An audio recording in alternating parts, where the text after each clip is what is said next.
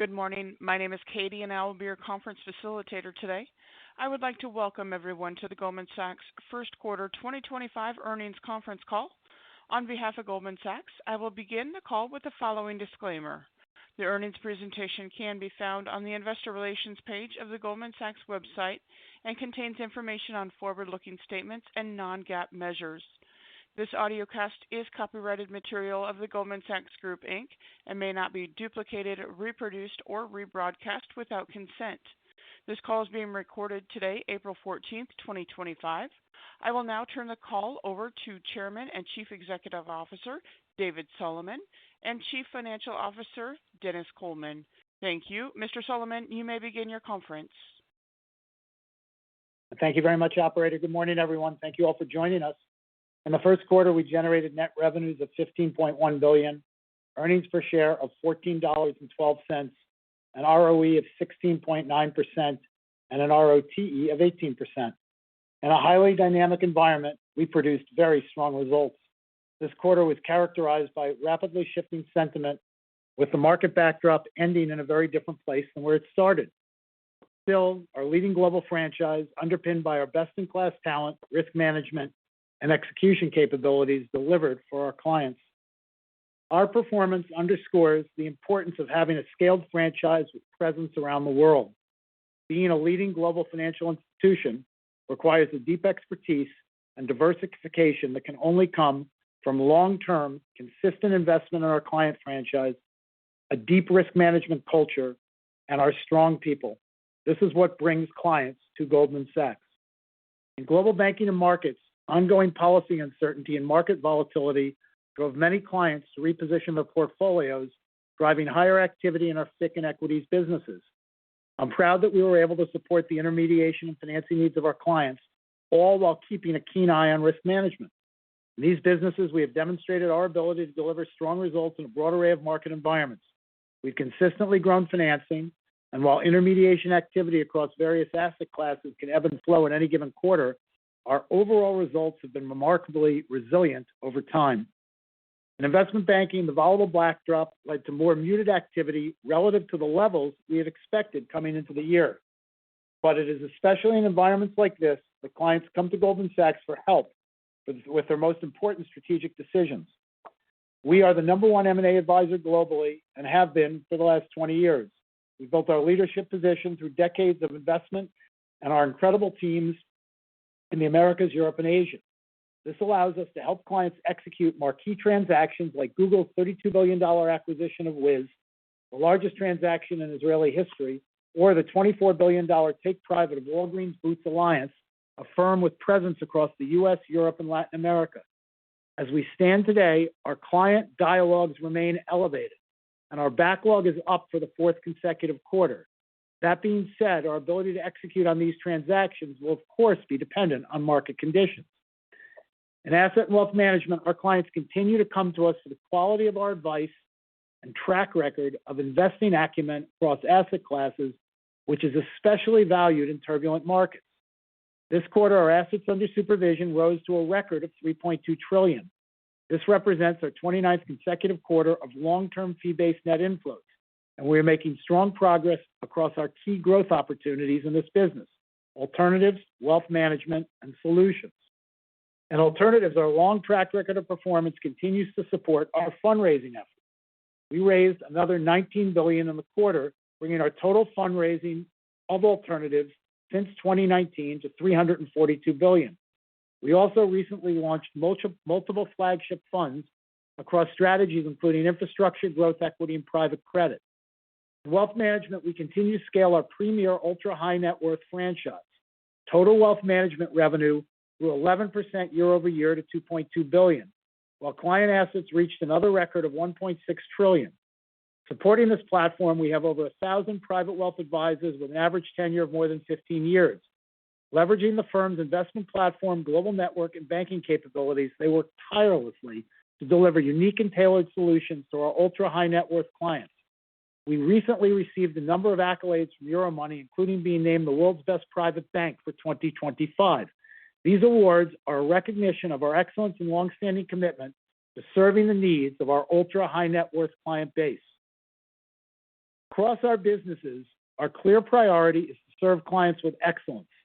To that end, we are always seeking ways to enhance the client experience while improving efficiency. As highlighted in our strategic update this January, we are investing to strengthen our franchise and operate more effectively at scale. This includes taking steps to unlock efficiencies in technology and automation. As an example, we are leveraging AI solutions to scale and transform our engineering capabilities as well as to simplify and modernize our technology stack. Today, many of our people have access to generative AI-powered tools to help them serve clients more efficiently and increase productivity. These include a developer co-pilot coding assistant and a natural language GSAI assistant. We continue to believe an acceleration in AI adoption will allow for further efficiencies for our own business and for companies large and small. As it is utilized more broadly, productivity gains for the economy will be significant. Turning to the macroeconomic backdrop more broadly, as I said at the outset, we are entering the second quarter with a markedly different operating environment than earlier this year. Our economists' expectation for growth in the U.S. has fallen meaningfully, from over 2% to 0.5%. The prospect of a recession has increased, with growing indications that economic activity is slowing down around the world.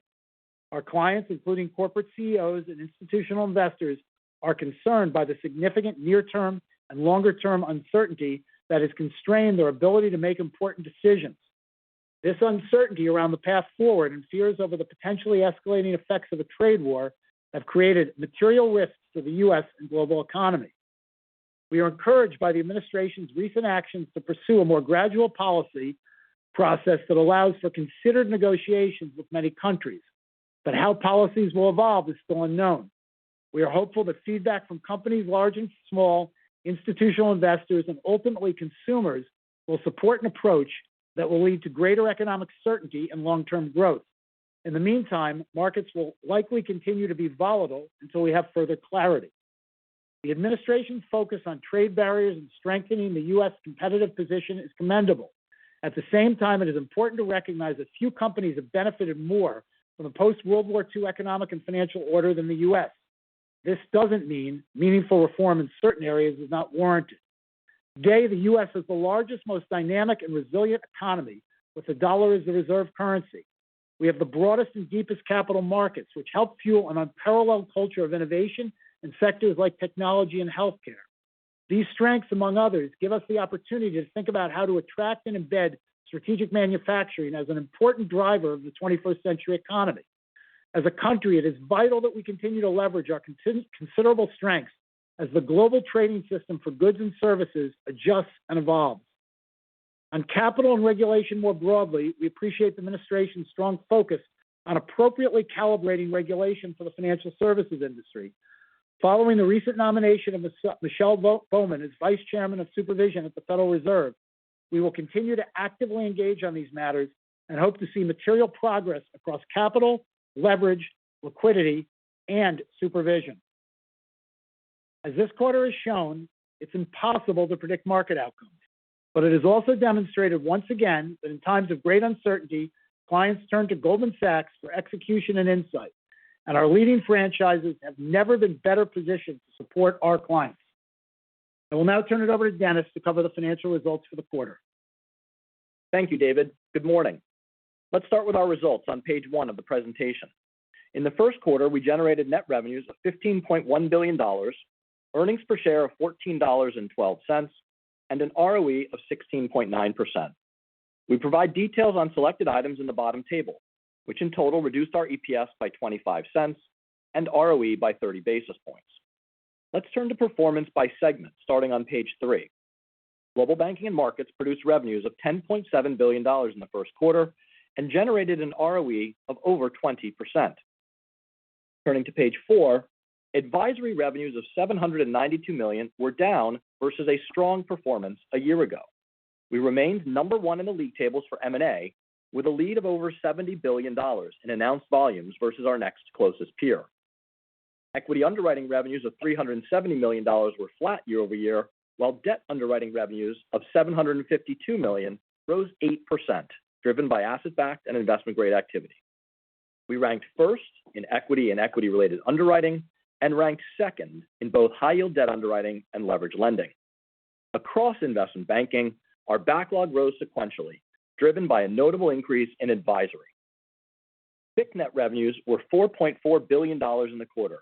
Intermediation results were driven by higher client activity in currencies and mortgages, offset by lower performance in credit, rates, and commodities versus a strong prior year. We produced record FICC financing revenues of $1 billion, driven by solid performance in mortgages and structured lending.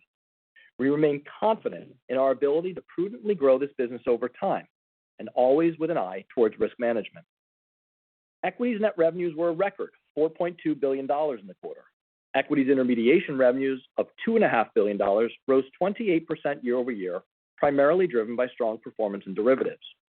Record equities financing revenues of $1.6 billion were higher year over year on better portfolio financing results and record average prime balances for the quarter. Across FICC and equities, financing revenues of $2.7 billion rose 22% versus the prior year, reaching a new record for a fifth consecutive quarter. Let's turn to page 5. Asset and wealth management revenues were $3.7 billion. Management and other fees were up 10% year over year to $2.7 billion on higher average assets under supervision, and down slightly versus the fourth quarter, driven by other fees, which include placement fees that can vary from quarter to quarter. Incentive fees were $129 million, up year over year despite the difficult monetization environment during the quarter. We expect to make progress on our target of $1 billion in annual incentive fees over the medium term, supported by an estimated $4.1 billion of unrecognized incentive fees as of year-end. Private banking and lending revenues were $725 million, up 6% year over year on higher lending revenues. Sequentially, results were roughly flat, as NIM compression on deposits was offset by lending revenue growth. In aggregate, our more durable revenues of $3.4 billion across management and other fees and private banking and lending grew 9% versus the prior year. We continue to expect high single-digit annual growth in these lines over time. Revenues from equity investments and debt investments totaled $122 million, largely driven by net interest income in our debt portfolio. Within equity investments, net gains in our private portfolio were more than offset by declines in our public portfolio amid the more challenging market backdrop during the quarter. In the AWM segment, we generated a 21% pre-tax margin and roughly 10% ROE. Excluding the impact of historical principal investments and approximately $4 billion of attributed equity, our pre-tax margin would have been 2 percentage points higher and ROE 2.6 percentage points higher. Now moving to page 6. Total assets under supervision ended the quarter at a record $3.2 trillion. We had $29 billion of long-term net inflows across asset classes, representing our 29th consecutive quarter of long-term fee-based net inflows. Turning to page 7 on alternatives. Alternative assets under supervision totaled $341 billion at the end of the first quarter, driving $523 million in management and other fees. Gross third-party alternatives fundraising was $19 billion in the quarter. We continue to expect fundraising to be in line with recent years, though this outlook could be impacted by market conditions. On page 9, firm-wide net interest income was $2.9 billion in the first quarter, up sequentially on a decline in funding costs. Our total loan portfolio at quarter end was $210 billion, up versus the fourth quarter, primarily reflecting an increase in other collateralized lending. Our provision for credit losses of $287 million primarily reflects net provisions related to the credit card portfolio, which were driven by net charge-offs, partially offset by releases following a seasonal paydown of card balances. Turning to expenses on page 10. Total quarterly operating expenses were $9.1 billion, resulting in an efficiency ratio of 60.6%. Our compensation ratio net of provisions was 33%. Non-compensation expenses were $4.3 billion.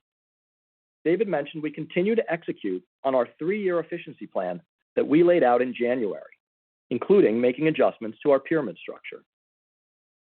Our effective tax rate for the quarter of 16.1% benefited from the impact of employee stock-based compensation. Excluding this impact, our effective tax rate would have been roughly 9 points higher. For the full year, we expect a tax rate of approximately 21%. Now on to slide 11. Our Common Equity Tier 1 ratio was 14.8% at the end of the first quarter under the standardized approach, 110 basis points above our current capital requirement of 13.7%. In the quarter, we returned $5.3 billion to common shareholders, including record common stock repurchases of $4.4 billion and common stock dividends of $976 million. We will dynamically deploy capital to support our client franchise while also returning capital to shareholders. We remain committed to paying our shareholders a sustainable and growing dividend. Importantly, our board recently authorized a multi-year share repurchase program of up to $40 billion, providing us increased capital management flexibility. In conclusion, our performance once again reflects the diversification and strength of our leading client franchises, which enable us to deliver for our clients across a range of market backdrops. We're confident in our ability to continue to support our clients as they navigate this dynamic operating environment. With that, we will now open up the line for questions. Thank you. Ladies and gentlemen, we will now take a moment to compile the Q&A roster. If you would like to ask a question during this time, simply press star and then the number 1 on your telephone keypad. If you'd like to withdraw your question, press star then 2 on your telephone keypad. If you're asking a question and you are on a hands-free unit or a speakerphone, we would like to ask that you use your handset when asking your question. Please limit yourself to 1 question and 1 follow-up. We'll take our first question from Glenn Schorr with Evercore. Hi, thanks a lot. So obviously really good trading results, but you mentioned also on the financing side how good it was. I'm curious on the amount of deleveraging that we've seen in April. I'm assuming that's pretty good for intermediation, but how do we think about that in terms of the short-term impacts on financing until we get a kind of a reload of leverage? Good morning, Glenn. It's Dennis. I'll take that. I think when you think about the components of our overall financing, the reality is we continue to see significant demand across the client base for both our FICC and equity financing. I think what you're referencing, given change in asset prices and market activity, is we did have a level of record average prime balances over the course of the first quarter, but it's reasonable to expect that some of those balances come down as asset prices reset, and then you'll continue to support clients with their financing needs, but perhaps off of a lower base, given the adjustment in market prices.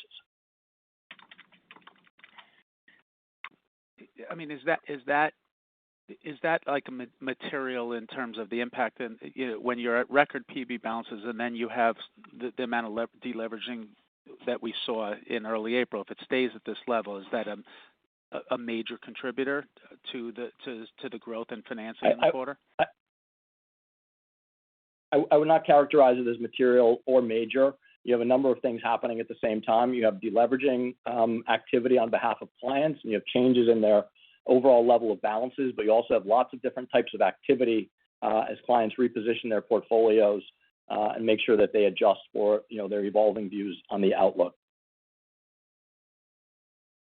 Thank you. We'll take our next question from Ebrahim Poonawala with Bank of America. Hey, good morning. I wanted to follow up on Glenn's question. I guess, Dennis, I think the view is the world in markets changed a little bit come April 2nd, and the risk from an investor standpoint is activity's fallen off the cliff. It's negative for financing. It could be negative for trading. So I'm not sure if you have data in terms of the 10 days for April, and if you can contextualize just how negative the last 10 days have been, following a very strong 1Q, and how we should think about just where clients are as we go back to debating good volatility versus bad volatility. Yeah, I'm going to start. Dennis can jump in, but I'd say a couple of things. First of all, obviously no one can argue that April 2nd, a handful of things happened that shifted perspectives. But I would say there were things going on before April 2nd that were shifting perspectives that also led to more activity. So there's no question, and we've talked about this publicly a bunch, that we started to see growth slowing in late January and early February. We obviously saw significant moves in equity markets as people positioned for a different kind of trade policy during March, and we saw significant moves in the March period, which actually led to higher activity for us in a variety of ways. We're early in the quarter, but so far the business is performing very well and clients are very active. And so, I know there is a higher level of uncertainty, but at the same point, clients are active, people are shifting positions, and we still see significant activity levels. I mean, Dennis, do you want to add to that at all? No, I think that captures the sentiment and where you're coming from, Ibrahim. We obviously have a diversified set of business activities, many of which work well together, some of which mitigate each other. I think the point is, given all the changes in the market and outlooks, our clients have been very active, and all the investments that we've made in our franchise with our clients, all the resources we deploy to them and on their behalf, is put us in a position to be active with them. Got it. And if I could follow up, Dennis, you mentioned executing on the 3-year efficiency plan and the pyramid structure. Just talk to us. I think there were some headlines last month around, I guess, regular sort of merit-based review of the headcount, like what we are doing on the expense side as we think about the 60% efficiency target and maybe some resiliency to earnings on the cost side that we could expect. Thanks. Sure. Thanks, Ibrahim. I appreciate the question. And obviously, we went through on our call in January this 3-year efficiency program, which is something we're very committed to, and we're underway in terms of the execution thereunder. A lot of the focus of that is to free up capacity for us to make greater investments in technology.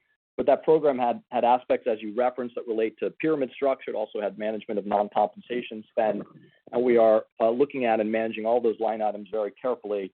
To your question on pyramid and headcount in particular, our expectations that we will undergo our regular annual performance management process, and I would expect that we'll record a severance charge in the second quarter of approximately $150 million in connection with a number of those actions. Thank you. We'll take our next question from Christian Belu with Autonomous Research. Good morning, David and Dennis. Maybe just staying on the topic of the markets businesses, I wanted to talk about the competitive landscape. You guys did very well in the quarter on an absolute basis, but it did lag peers in the quarter. And I appreciate it's just one quarter. You do have a track record of share gains, but just curious what you're seeing currently on the competitive landscape in markets.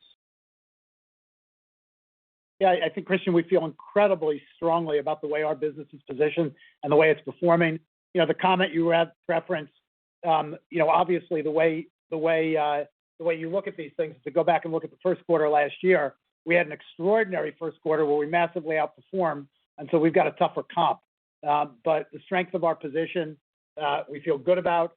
The client feedback we get is extraordinary, particularly at times like this, and I think we'll continue to execute very well along the continuous pattern that we've executed on as a leading provider in these activities, and it feels that way. Okay, thank you. On the buyback, impressive that you guys stepped it up fairly meaningfully in the quarter. What was the catalyst that drove the step up in the buyback? Was it the share price level, just excess capital? I'm just trying to understand if this level of buyback is sustainable going forward. Sure. Thanks, Christian. Obviously, we did note that the level of buybacks for us in the first quarter was a record. I think our philosophy with respect to capital deployment remains very consistent. First and foremost, we're making available the capital to support the client activities that come into the firm, obviously focused on a sustainably growing dividend. And then we calibrate our share buybacks relative to how we want to manage the firm's overall capital position in light of the environment. And as you've seen us over the last couple of years take a number of strategic measures to sort of reduce certain balance sheet exposures, ultimately we have to get the capital out of the system. That'll help our long-term return profile. So we had a lot of earnings generation. We took the opportunity to buy back some of our stock while ensuring that we still entered the second quarter with a level of capital where we are operating above the wide end of our target operating range to make sure we're in a position in this quarter to support client activity and continue first and foremost to support clients, but then also continue to return capital to shareholders. Thank you. We'll take our next question from Betsy Graseck with Morgan Stanley. Hi, good morning. Can you hear me okay? Morning, Beth. Hello? Yep. Good morning, Betsy. Hi. All right, Yeah, great. good morning, Betsy. Thank you. So on the capital question, David, earlier in the prepared remarks, you were talking about the regulatory changes that are being anticipated. And the question I have for you is on the SLR ratio. I believe it's one of the ones you're tighter to. And it would be helpful to understand how you're thinking about if the changes come through as being discussed, take treasuries out of the denominator of the SLR. Is that something that would be a noticeable benefit for you? Is that something that you think you could lean into relatively quickly? Or give us a sense as to how you plan on using these improvements in capital as they come through. Thank you. Yeah. So first of all, Betsy, I think you've got to look at this as a very holistic thing because there's a lot going on from a regulatory perspective and dereg that I think will be a tailwind for the industry broadly. And obviously it includes SLR reform to the degree it comes. It includes capital reform to the degree it comes. It includes supervisory reform to the degree it comes. And so it's a big package of things. We are CET1 constrained, not SLR constrained at the moment. But I do think for the system broadly, SLR relief would have a benefit to Treasury markets. I think it's an important structural reform. And certainly you've heard messages from both the Fed and from Treasury that this is a very, very high priority. And so we're certainly hopeful or optimistic, given the way they've been messaging around that there'll be activity on that. And I think that's broadly good for the system. I think secondarily across capital more broadly, whether it's Basel III, it's CCAR, and transparency and continuity and stability around that process, and also GSIB, we're certainly over the last decade that was supposed to be scaling based on market cap growth and economic growth. I think there's room for material tailwinds around capital, but most importantly, all of the industry holds large buffers because we don't have consistency and transparency around these things, and any improvement at a minimum would return capital into the system if you had better transparency. So we're hopeful on that. And then on supervision, there are headwinds and costs and activities that we've had to deploy over the last few years to respond to what I'd say was an unusually high level of supervisory activity. We see already a different tone around some of that dialogue. And, ultimately that allows us to deploy resources in different places, many of which can support investment and growth as opposed to just regulatory response. So I continue to believe, even in this environment, that there will be progress on this. We obviously, don't know how this will unfold, but the messages I'm getting leave me optimistic that there will be progress, and that's very good for the industry as a whole. Okay, thank you. Thanks so much. Dennis, one for you on VAR, value at risk. This quarter was down broadly, throughout the different categories, Q on Q, which I thought was interesting given the heightened volatility that we had across a variety of different markets. Can you remind us how volatility impacts VAR and how we should be thinking about VAR efficiency, which clearly went up dramatically, and just wanted to understand how to think about that on a go-forward basis. Thanks. Sure. Thanks, Betsy. Good questions. Obviously, there's multiple components to VAR across the various asset classes, and then a diversification effect as well. Over the course of the first quarter, for our average daily VAR, we had reduced exposures offset by elevated levels of volatility. So you obviously have both factors across asset classes that factor into the calculation. But to your question, obviously increased or persistent levels of volatility could have upward, pressure on a VAR measure. Thank you. We'll take our next question from Mike Mayo with Wells Fargo Securities. Hi. I guess it's good you can have record buybacks and the CET1 ratio doesn't change much. On the other hand, I guess you bought back stock quite a bit higher at the current price. And I know you're not market timing this or anything. So I'm guessing that reflects your confidence in the amount of excess capital you'll have with the $40 billion new share buyback. So I was just wondering if you could put a little more meat on the bones of the reasoning behind the $40 billion buyback. And specifically, this is a Reg FD call, so you can give material information. How much capital do you think could be freed up once you dispose of your private investments? You've chopped a lot of wood there. I think that's $8.8 billion.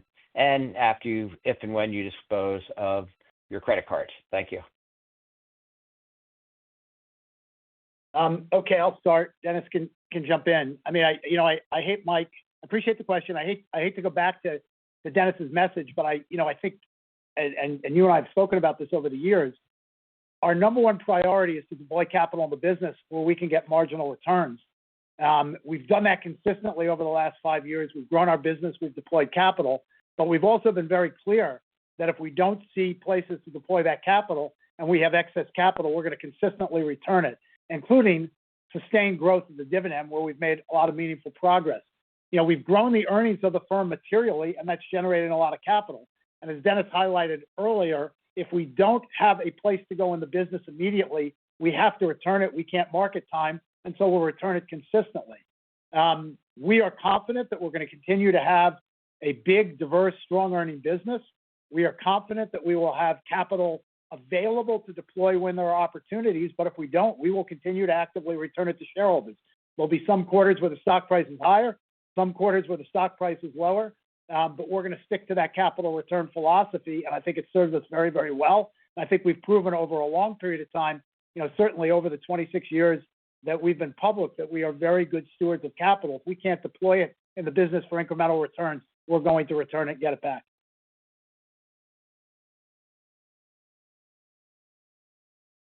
Was Dennis going to add to that? You don't have to if you don't have anything to add, but you can. Do you have a follow-up question, Mike? Well, it's just the specific amount of capital that could be freed up if and when you dispose of your private investments and your credit cards. It seems like that could be a pretty big number. Sorry, Mike. I didn't get to that. Yeah, I didn't get to that. So Dennis can certainly make comment on that. Sure. So if you look at the HPI portfolio, we have approximately $4 billion of attributed equity, maybe a tad underneath that, and a reasonably similar amount across the card portfolio. That gives you some context for the aggregate magnitude.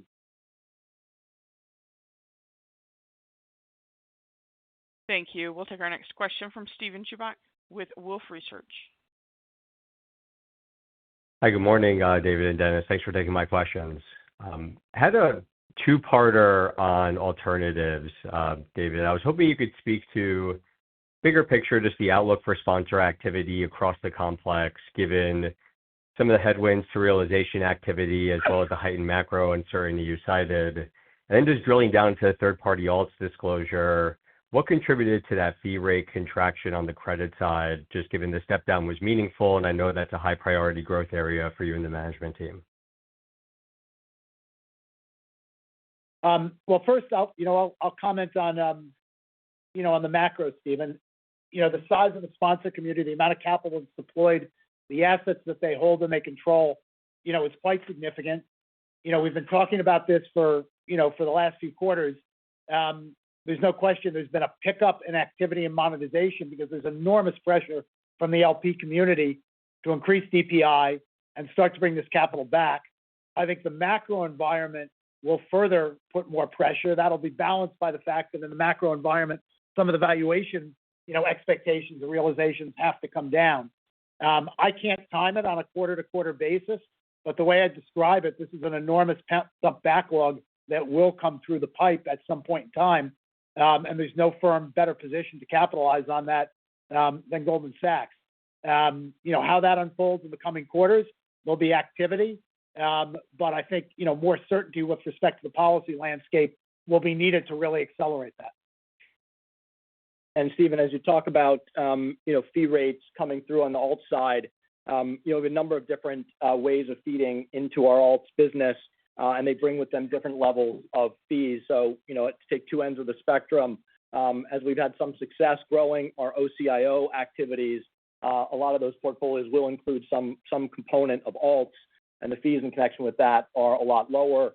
We obviously have sort of our own flagship funds that we launched. We gave some color on the types of asset classes that we're expecting to execute on over the near term. That brings much higher level of fees. So, overall, you see a 61 basis point disclosure between a couple basis points of recent periods. But with the flagship launches, I'd expect that would improve over time.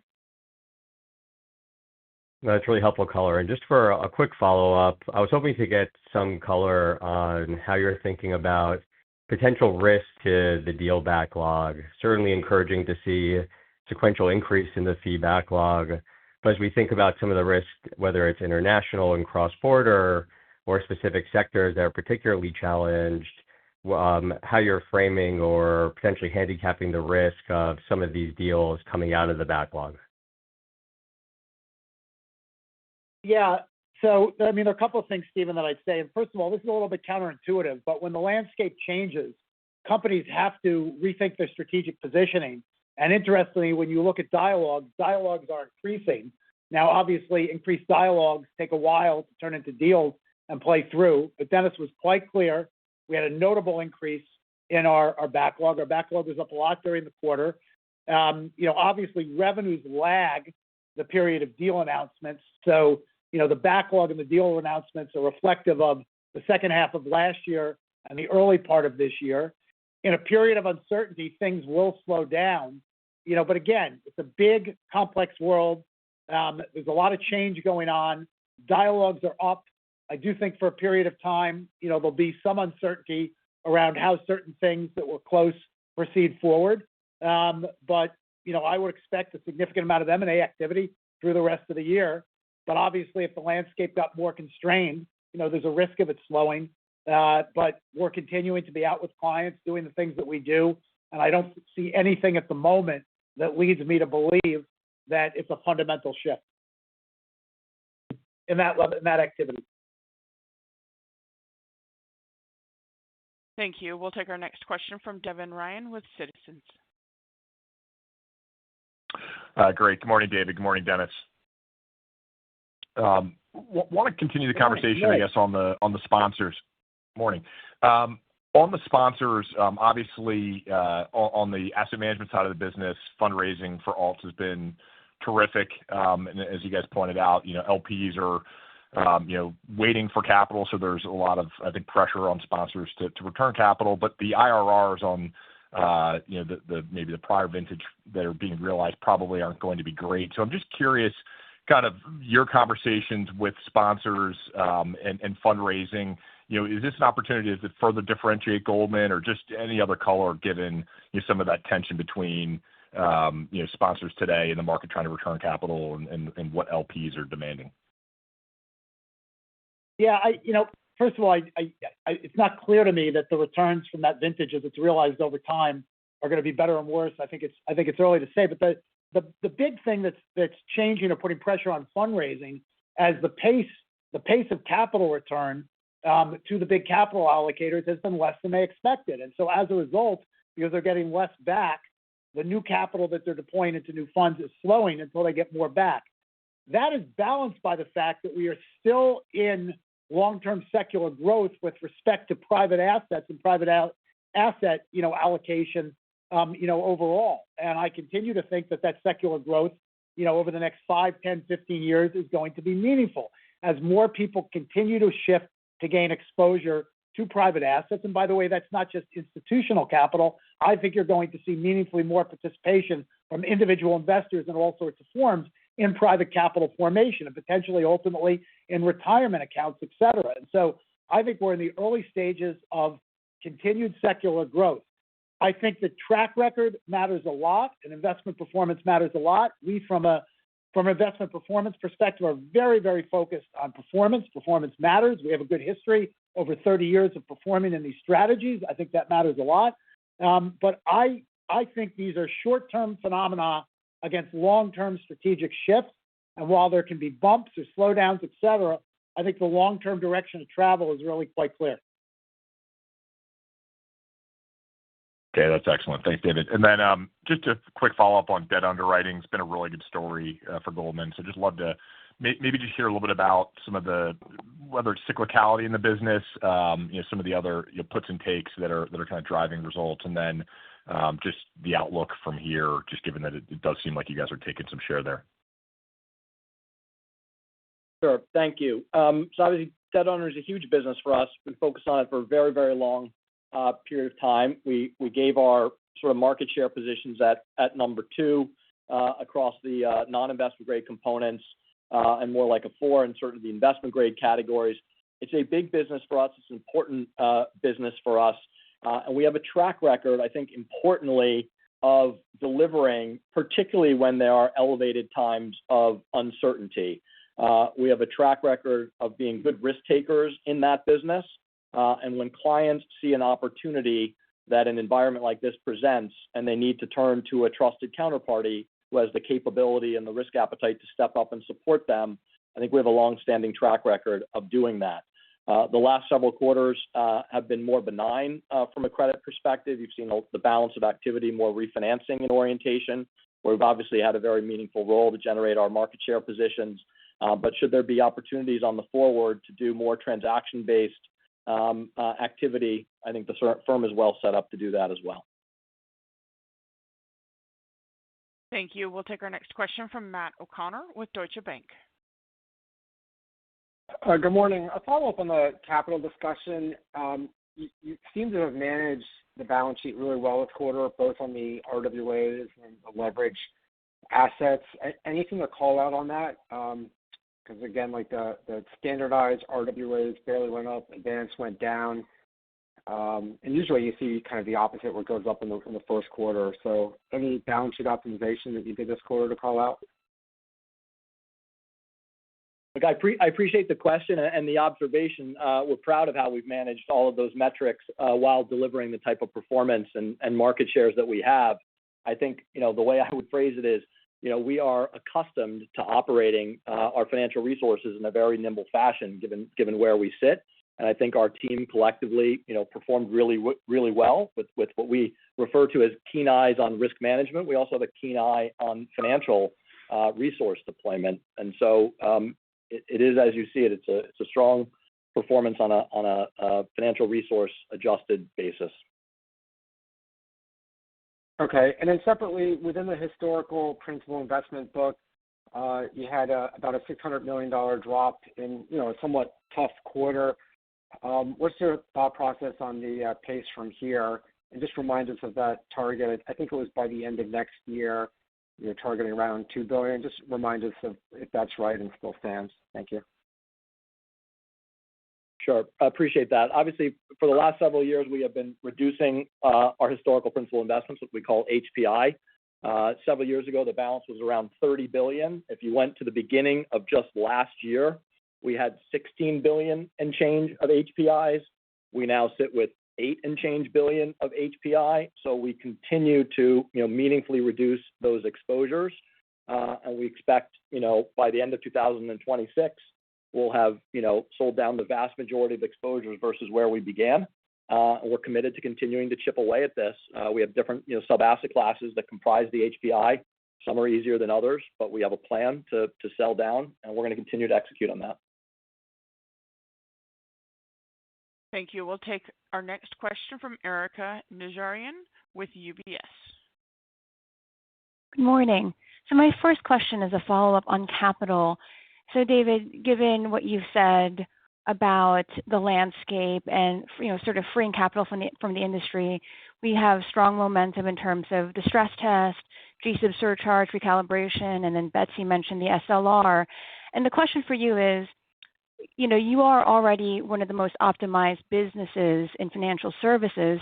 If we do redefine the definition of excess capital for the industry broadly and for Goldman specifically, how are you going to allocate that freed up capital?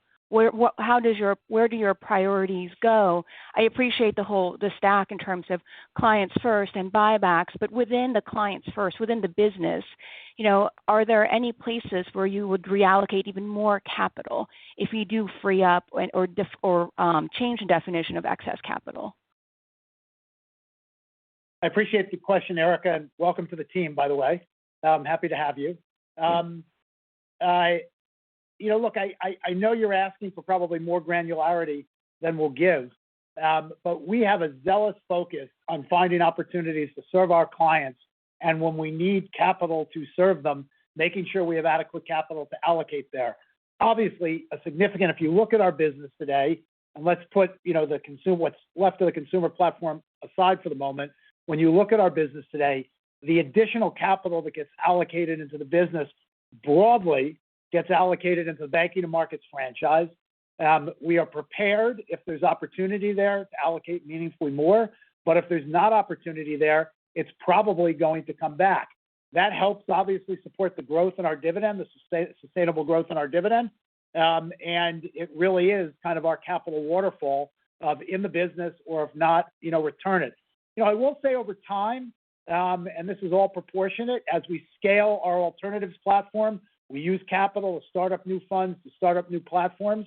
So you could see, some capital deployed there, but it's all going to be in the context, of margin on that business. That business is running as a much more capital light business on a go-forward basis than it did historically. And so if we do see this capital reform from a regulatory perspective, and as I said earlier, I think there's a good chance of that happening, it is going to allow us to do two things. One, probably return more capital, but two, also, in the context of how we think about things, find some places where we can deploy a little bit more to support clients. But we're going to watch it. We're going to watch it very carefully. The excess capital that we're keeping, the cushion that we're keeping is high. I don't think that's a normalized thing, and it's not just us. You can look across the industry that everybody's going to run with these excess capital cushions. When we get more, I think across the industry, there'll be a reset of what those cushions should be when people feel like they're in a position to be able to plan over multiple years of a capital cycle. Got it. And my follow-up question is this. So there's been increased questions from investors about how global investment banks like Goldman, how the standing is impacted by some of the policy volatility, if you will, in terms of your internationally sourced revenues. And we had sort of two different answers from your peers on Friday. Jamie was a little bit more pessimistic. Ted was a little bit more optimistic about the international revenue outlook going forward, given all of the global policy volatility. And David and Dennis, I wanted to get your thoughts on that, on whether or not what the U.S. is doing could impact, some of that sourcing. Well, what we're hearing from clients, Erica, and I mean this is important, is to be talking to clients. What we're hearing from clients, particularly clients in Europe and other places around the world, is they don't like the level of uncertainty, and they don't like the fact that certain constructs for how they interacted with the U.S. economic system and the global economic system, are potentially changing. I would just say it's early to call, heads or tails a direction of travel on how this will play out. We're listening to it carefully. At the same point, we run a huge scale global franchise all over the world. We have extraordinary expertise and leadership positions in activities all over the world, and I don't see any decline in any way, shape, or form of clients' interest in dealing with Goldman Sachs in any part of the world, and I don't expect that to change on any significant basis. But certainly, as we engage with clients, we're hearing questions, on these things. I think it's early to declare one way or another as to whether or not at the margin there's any effect from that. At the moment, all over the world, clients are extremely engaged with the firm. Thank you. We'll go next to Gerard Cassidy with RBC. Hi, Dennis. Hi, David. Dennis, you mentioned in answering a question about the HPI portfolio that you guys had just over $4 billion of CET1 capital, I think it was, that supports that portfolio. Can you remind us, how will you bleed that capital back in, releasing it back in, or just releasing it, I should say? I know when the 8.8 goes to zero, it will be completely released, but is there a linear way of releasing it, or does it all come at the end when the portfolio drops to about zero? So I appreciate the question, Gerard. And look, as we have been selling down that portfolio over time, we do free up capital, and we have been, returning a lot of that to shareholders. So we don't need to wait to the end of the sell down exercise to release that capital. In fact, you should expect that it'll be part of our capital management plan over the following quarters. And as we have this broader discussion around quantums and capacity to continue to return capital to shareholders, that is one of the drivers that will have us continuing to look to do that.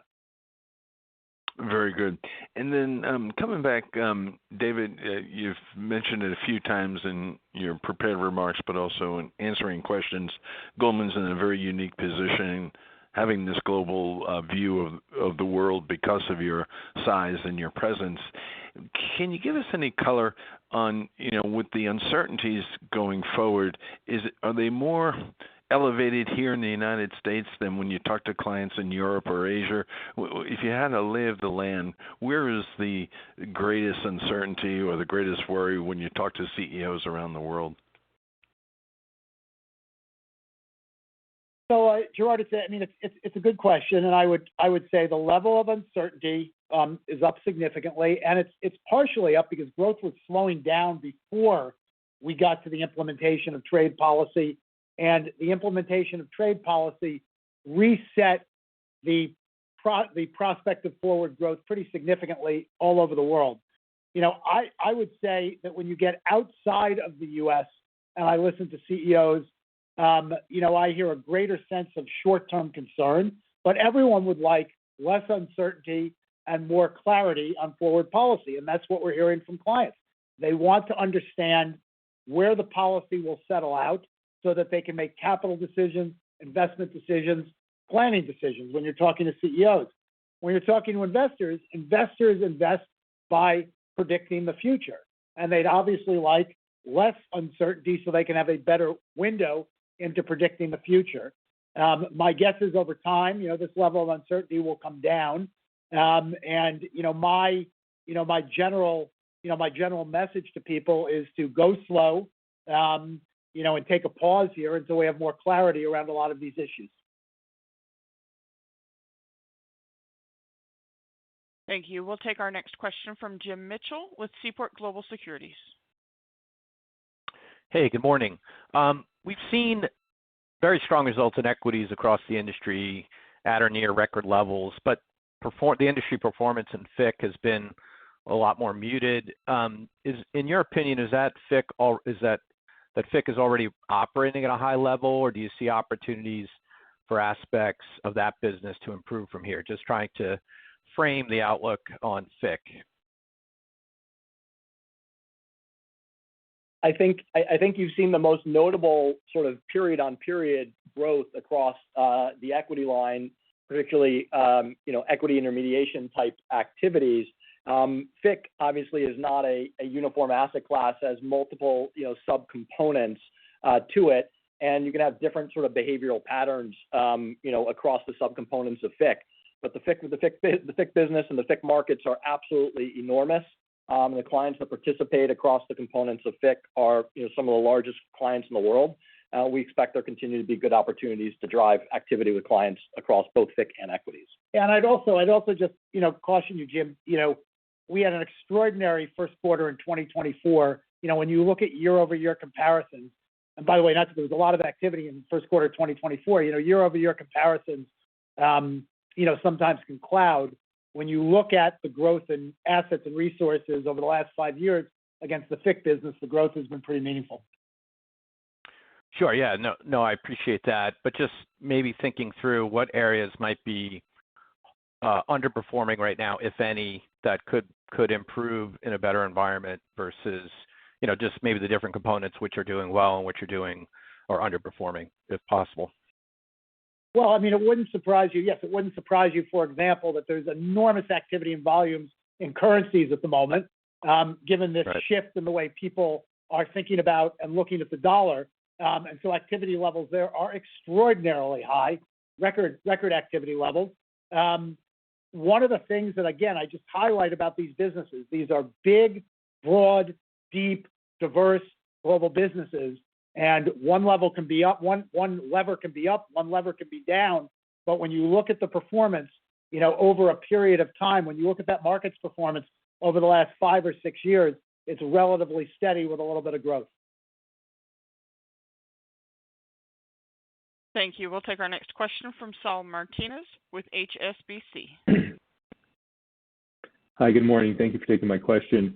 I hate to beat a dead horse here on capital, but I did want to follow up on Betsy and Matt's questions and what they mean for RWA progression. RWA is up slightly this quarter. Your peers had much bigger increases. Markets RWA is down, VAR is down. If I look at RWA density on a standardized basis, it came down quite a bit. It's at its lowest level, I think, that I can see in recent history. So just, is there anything unusual in terms of RWA progression or VARs or exposures? And how do we think about RWA density and RWA progression from here? Because it obviously does matter in terms of forecasting CET1 ratios and the level of excess capital over time.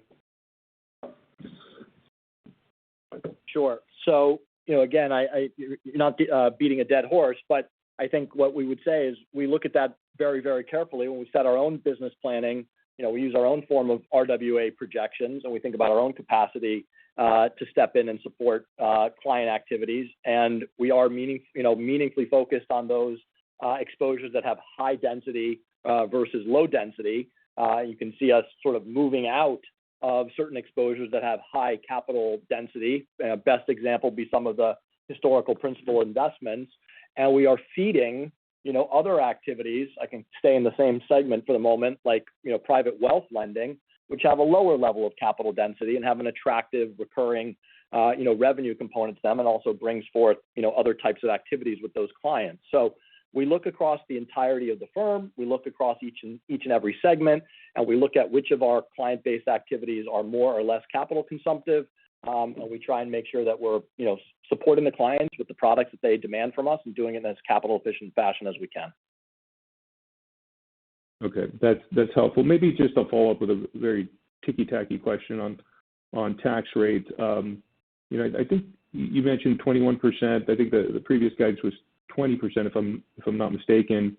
Despite this quarter being, having benefited from some discrete items, but I guess going forward, tax rate should be roughly in the 23% range for the rest of the year, if my math's right. I mean, just any color on how to think about your tax rate going forward for the rest of the year and what it looks like on a more normalized basis.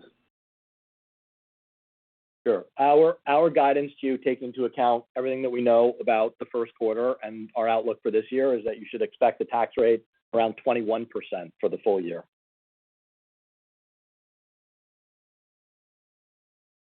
Thank you. We'll take our next question from Dan Fannon with Jefferies. Thanks. Good morning. Just a follow-up on the outlook for the fee rate within asset and wealth. You talked about the OCIO wins, and obviously you continue to grow in alt. So as you think about on a longer-term basis, should this mix shift be higher, or do you think those will offset each other? Then also in the quarter, were there any placement fees in the context of the management fee as you reported it? Sure. A couple of things. We did comment that placement fees were down sequentially versus the fourth quarter. That was one of the components in the other fee line. To take a step back, you have an aggregation represented in the effective fee of the alts business, but we don't manage the business to the average effective fee. We actually have multiple different strategies, and we have demand from different client subcomponents for those strategies, and so we're focused on building our different fund strategies in response to client demand, but not necessarily trying to boil it all down to one effective fee. Understood. Thank you.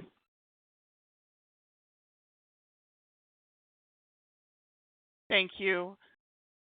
At this time, that will close our Q&A portion. Ladies and gentlemen, this concludes the Goldman Sachs First Quarter 2025 Earnings Conference Call. Thank you for your participation. You may now disconnect.